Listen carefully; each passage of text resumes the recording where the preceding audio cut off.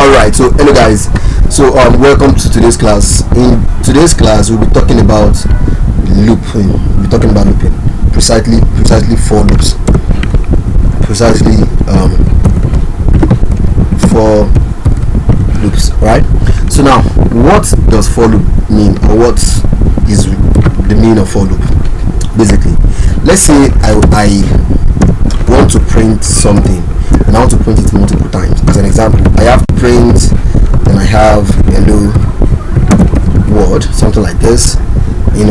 When I run this code, it gets printed to the console. Now everybody knows that by now. So now what if I want to print this like 5 times? I want to print it like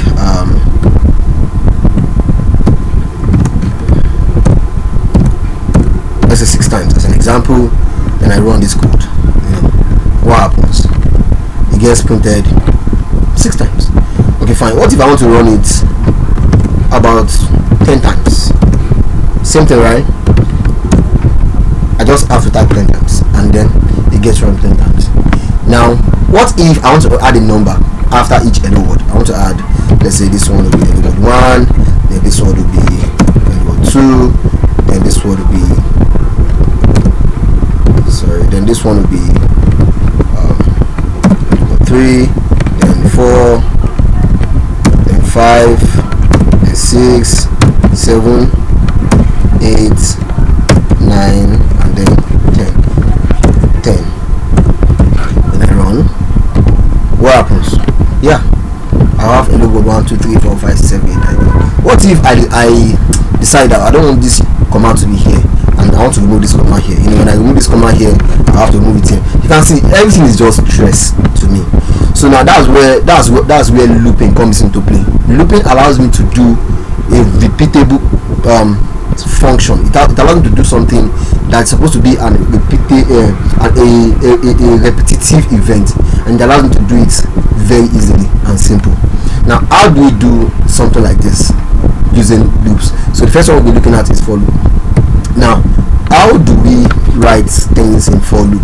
Now the first thing we do is that you use the for keyword, you open your bracket, and then in the bracket the first thing you do is that you initialize like this. Then after you initialize, you have something like a semicolon like this. Then you set a condition like this. Then when you are done setting a condition, you increment or increase or you decrease, right, depending on what you want to achieve, right? Then you open your scope just like this. Then whatever it is you want to do, print let's say hello word, then it goes into the scope, right? That's how we write hello word. You can see just 2 lines of code, and whatever it is I want to do gets done. What do I mean exactly? Let me comment this and then write an actual for loop. Now I want to write hello word 10 times without actually typing it 10 times. How do I do that? Now I'll say for. Now remember I said you have to initialize. Initializing means that you create a variable, then you assign it to where you want it to start from.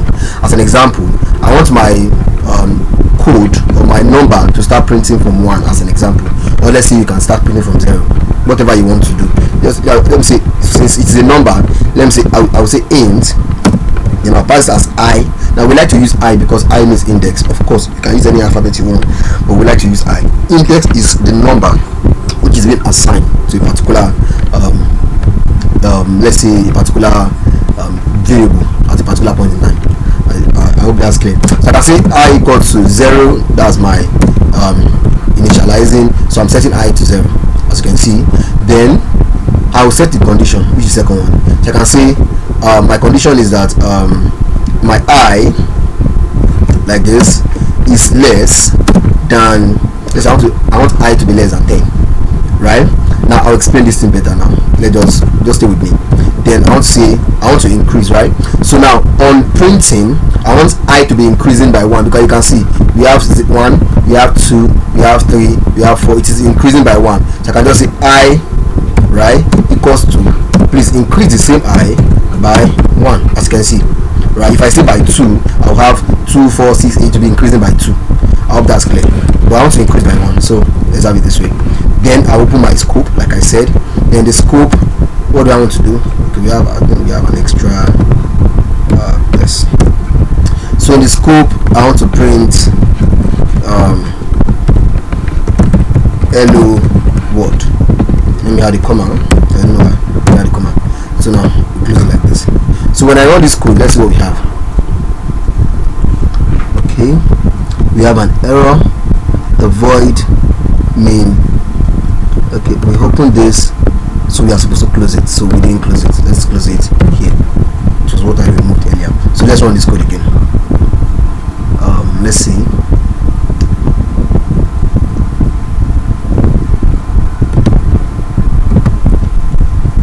As you can see, tada, very easy. 1 2 3 4 5 6 7 8 9 10. You can see just how many line of code, 2 lines of code, and we're able to print any word 10 times. Now let me explain this to you better so you will see.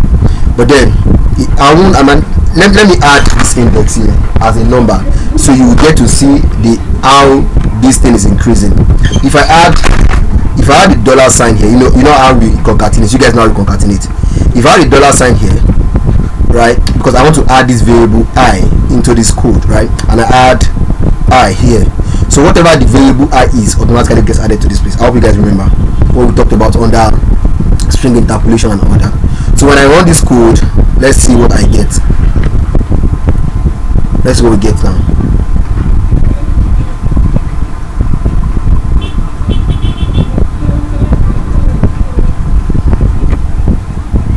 You can see we have 0 1 2 3 4 5 6 up to 9. Why? Because we initialize starting from 0, so this thing will get printed from 0.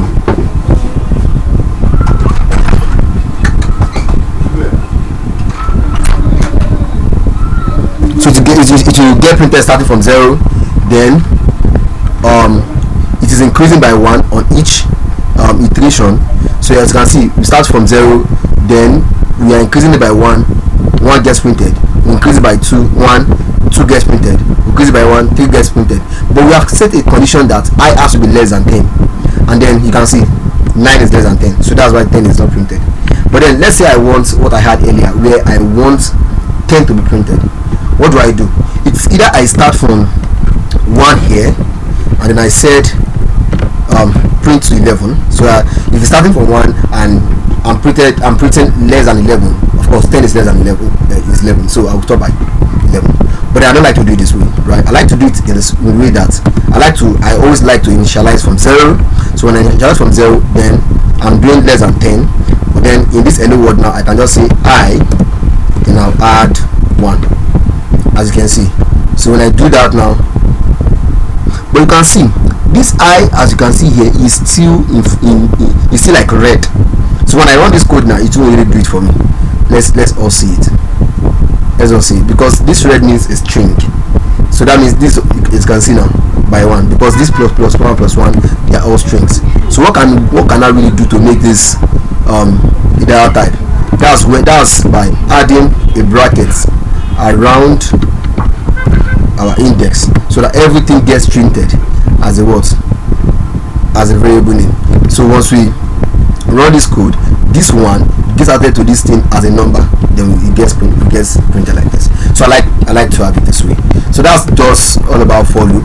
I would like you guys to just work your way around this, play around it and understand the main concept. So yes, in the next class I will be talking about while loop. Thank you guys.